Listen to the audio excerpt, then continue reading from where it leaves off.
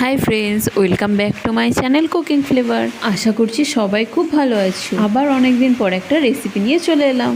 আজ আমি বানাবো সম্পূর্ণ নিরামিষ একটা রেসিপি, মশালা পনির। তো চলো শুরু করা যাক আজকের রেসিপি। এখানে আমি 200 গ্রাম পনির নিয়েছি। পনিরটাকে এখন ছোট ছোট টুকরো করে কেটে নিচ্ছি।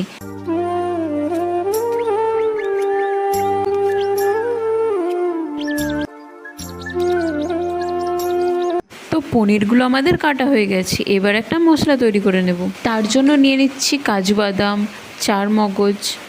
চার মগজের পরিবর্তে তোমরা পোস্তদানাও নিতে পারো। আর নিয়ে নিচ্ছি আদা কুচি, 2 কাঁচা লঙ্কা আর টমেটো। আর এবার একটু সামান্য জল দিয়ে মিহি করে একদম মশলাটাকে পেস্ট করে নেব। তো মশলাটা আমাদের বাটা হয়ে গেছে। এবার কড়াইতে নিয়ে নিচ্ছি পরিমাণ মতো তেল। তেলের মধ্যে একটু দিয়ে দেবো লবণ। লবণটা দেওয়ার ফলে পনিরটা আর কড়াইয়ের গায়ে লেগে যাবে না।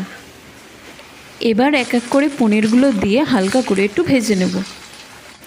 পনিরগুলো আবার বেশি ভাজতে যাবেন না, তাহলে পনির শক্ত হয়ে যাবে, আর শক্ত হয়ে গেলে পনির খেতে একদম ভালো লাগে না।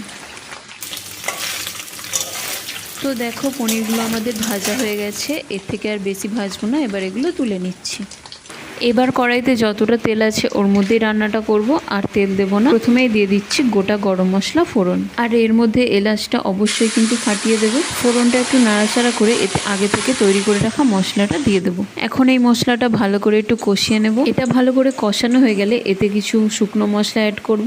দিয়ে দিচ্ছি 1/2 টিস্পুন ধনে গুঁড়ো, 1/2 টিস্পুন জিরে গুঁড়ো, 1/2 টিস্পুন হলুদ গুঁড়ো, আর দিয়ে দিচ্ছি কাশ্মীরি লাল লঙ্কার গুঁড়ো আর চিনি। আর এই রান্নায় অবশ্যই করে কিন্তু চিনিটা দিতে হবে। চিনিটা দিলে স্বাদটা ব্যালেন্স হয়ে যায়। দেখো তেলটা উপরে ভেসে উঠেছে, মশলাটাও খুব সুন্দর করে কষানো হয়ে গেছে।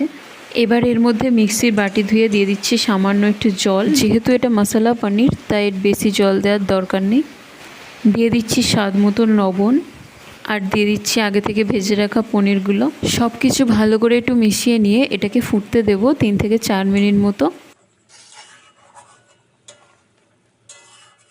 তো দেখলে তো কত সহজেই তৈরি হয়ে গেল আমাদের নিরামিষ মশালা পনির। আর নামানোর আগে ওপর থেকে একটু গরম মশলাগুলো ছড়িয়ে দিচ্ছি। আর এটা পোলাও, ফ্রাইড রাইস, লুচি, রুটি, পরোটা সব কিছুর সাথে খেতে দারুণ লাগে। আর বানাতেও বেশি সময় লাগে না, 10 থেকে 15 মিনিটের মধ্যেই তৈরি হয়ে যায়।